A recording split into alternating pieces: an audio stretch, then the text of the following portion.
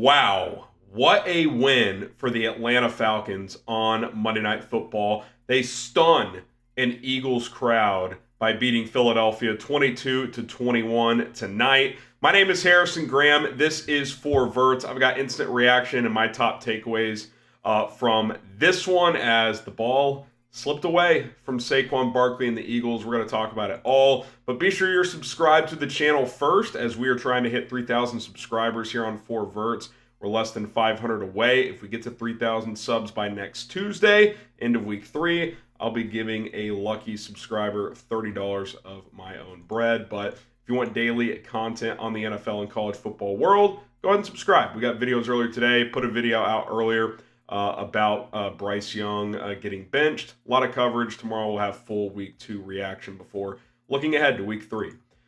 What a stunner. I mean, I think there's 2 words to describe this game. From Atlanta's standpoint, stunner. From Philly's standpoint, choke job.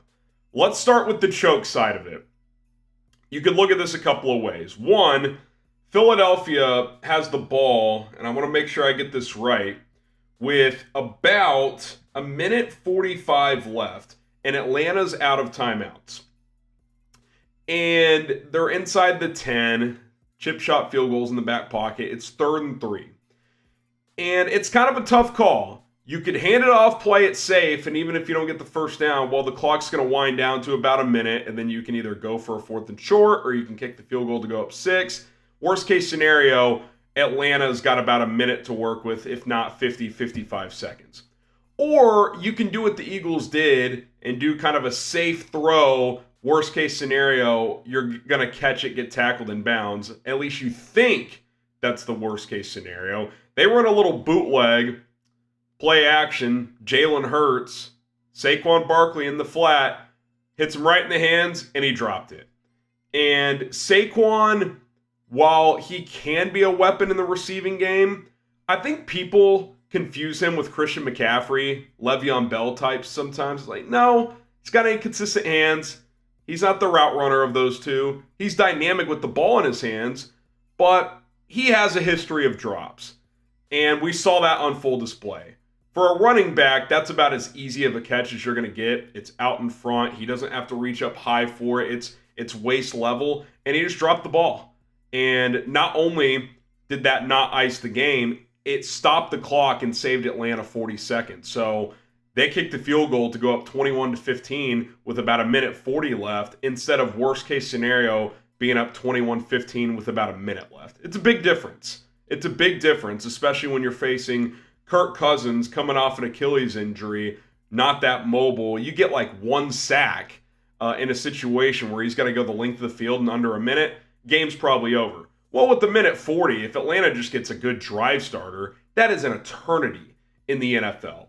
And that's exactly what happened. They take the touchback, start at their own 30. First play, 11 yards to Kyle Pitts. Second play, 26 yards to Darnell Mooney. Third play, 21 yards to Darnell Mooney. Third play, 26 yards again to Mooney. A couple of big catches there. He also had a long touchdown tonight, the free agent acquisition. And then a couple of plays later, first of all of a sudden, it's like, Atlanta, you're going too fast. I mean, you went from you didn't think they'd have enough time or the game's over if Saquon catches the ball to there's like 50 seconds left and they're inside the 15. Like, you could probably hand the ball off to Bijan here if you wanted to. Short completion, incompletion, and then Drake London beats his man to the front pylon on an out route for an easy touchdown. And you just look up and you're like, did that really just happen? Did the Eagles really just blow this? Now, they had about 30 seconds left. Hurts had about a 12-yard completion, and then on a corner route, got picked off by Jessie Bates. Ball game. I mean, just a stunner. It kind of came out of nowhere. Kirk Cousins really struggled last week. That plant leg still feels like that Achilles isn't all the way back.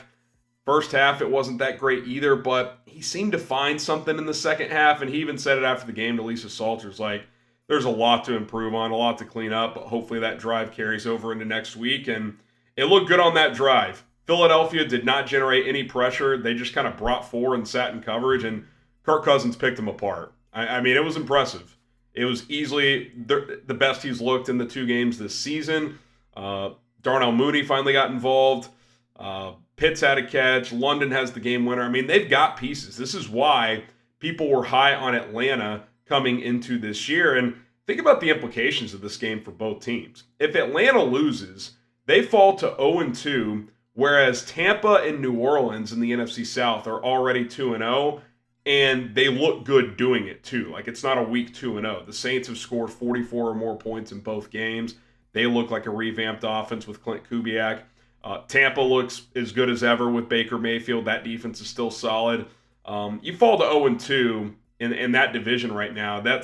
It's not over, but it's a lot to come back from. And oh, by the way, the Falcons play the Chiefs next week. So this kind of felt like a must-win.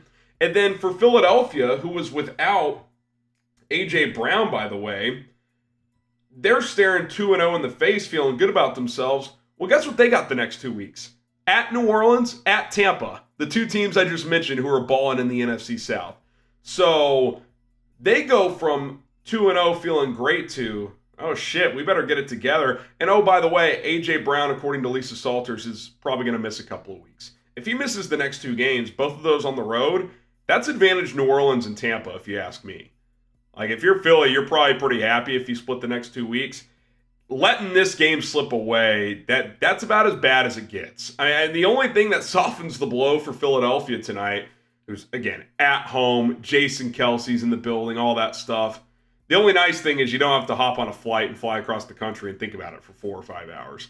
At least you can get in your own bed, but man, I mean, ESPN's FPI predictor, it was 99% on second down before Saquon dropped the ball. 99% win chance for Philadelphia.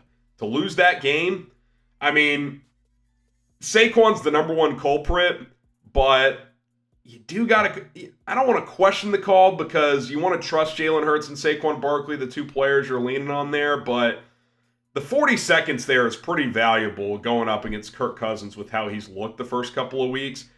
You give them a minute 40, it's just a different dynamic. It gives them a lot more time to work with. You can work the middle of the field more if you want to. You don't have to just throw to the sidelines.